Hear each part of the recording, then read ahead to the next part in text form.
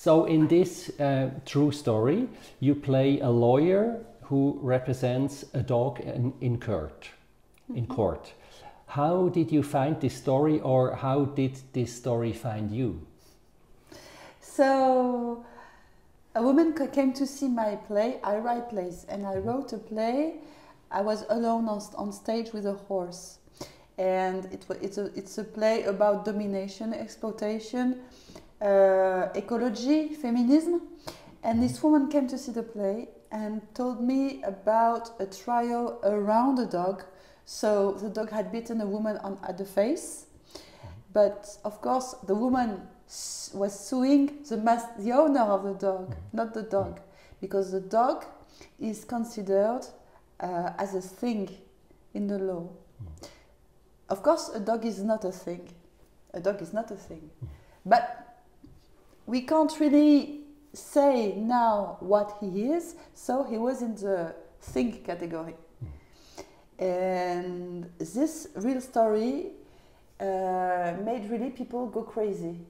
There were demonstrations, petitions, there were appeals after appeals, and it even went to the European Court of Human Rights in Brussels. So the story went very high, very big, very famous. And someone in the town where this real story happened, and I can't tell which town it is, but the dog was killed in secret during the night, although it was not legal. That's what happened in the real story. And there was so much passion, and I thought we can talk about a lot of different things, and at the same time it could be quite funny, because as a dog is not a thing, it might be someone, so a judge a little bit crazy might say, if he's not a thing but someone, we should make a trial for the dog and know how much he's guilty of his actions or not. Yeah. Okay. And that would be funny. Yeah. To see the judges trying to find, trying to judge a dog. It's impossible to judge a dog. It doesn't fit in the way in our laws. Yeah, but in the public we speak about that issue for so long time, but it's still the same thing. A dog is a thing and not a live thing. No, it's a little bit more complicated, but for a comedy I had to simplify. In 1999 it was still like that. Now they are goods with feelings. Okay. Goods with feelings. Oh, that is good with feelings. That's interesting. Okay. What can you do with that? And at the same time, we see also very interesting things happening. For instance, you know, in France there's a river called La Loire, and now she has a legal statute.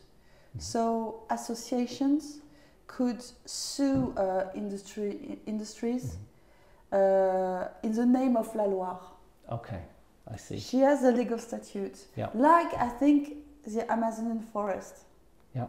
Now the forest starts to have his own statute. Okay, good. Her own statute, sorry. Good. Okay, so what is your personal relationship with dogs or animals? You just spoke about a horse on a stage. So there must be something between you and animals. I love being with animals. I'm very curious of the way they are reacting, to understand why they are doing this or that, to create a link with wild animals or domestic animals. It's so interesting for me. I love it. But it's true, when I was a kid, I was living in a flat with all my family, a lot of family actually, and there are lots of animals coming, because my grandfather, he was an ornithologist, so he was studying birds, and so there are lots of birds coming when they were sick. So I lived with birds. Okay. Do you feed them? More than that, They were free in the kitchen, working on the head. Yeah, they were very free. It was one my favorite bird. There was a magpie, no, the black and white one, you know. She was called Mammoth, like the big elephants, prehistoric elephant. And one day, as I was a child, I knocked on her place, and she was living near the telephone. And I knocked, and I heard her speak. Allô, Mammoth, ça va bien, ça va bien, ça va bien.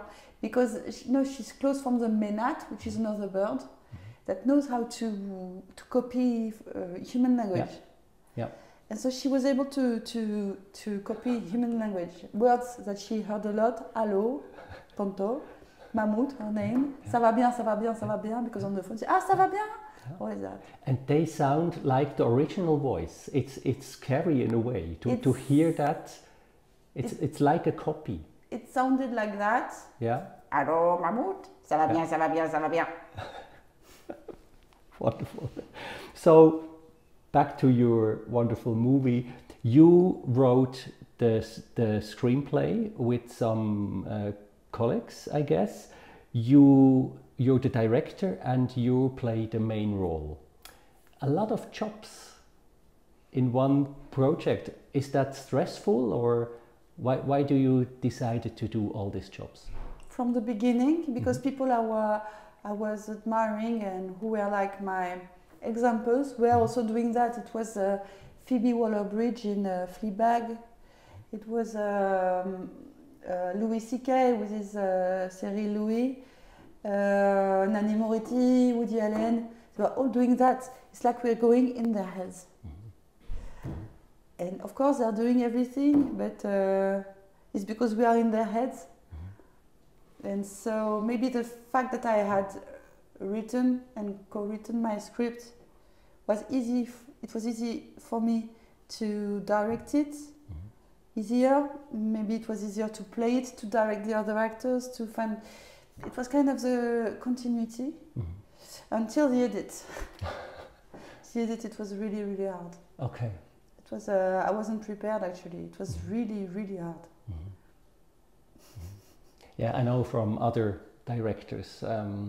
It took so long to make all the decisions and to fight with your cutter, and yeah, actually, I can imagine. You don't think? I didn't think I had so many decisions to take. Even in 1 minute film, you have like 100 decisions to take actually. Okay. And so you don't have to. What I finally found, you don't have to be mental. You have to work with your heart. I understand. Yeah, absolutely. It's good. Yeah. It's easy and very difficult. Yeah. How? Let's speak about your dog in the movie. How do you find him? Yes, of course. I love to speak about this dog. This dog is called Cody. Cody is a dog working with Juliette and Manu, his dog trainers, for cinema and theater and TV. And first, Cody, as a puppy, he grew up in the streets of Narbonne, a small town in the south of France, alone, like a wild dog.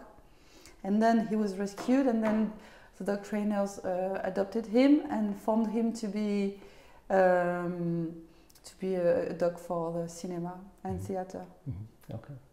So is it difficult shooting a movie with a dog, because sometimes the dog is maybe tired or not in a good mood, and you can't speak to him like when you speak to an actor or an actress? How is that, working with a dog? I think his dog trainers speak to him as if he was an actor or an actress. You have to understand that this dog, he understands the word cut. Okay. When you say cut, he stops. Okay, really? He stops. He understands also. I have a fight scene with him in the film, and sometimes he was hurting me a little bit, so I'm like, ow! He stops. Okay. So he knows he's playing, he's an actor. So that's why I'm very proud that he has his name on the poster on the credits.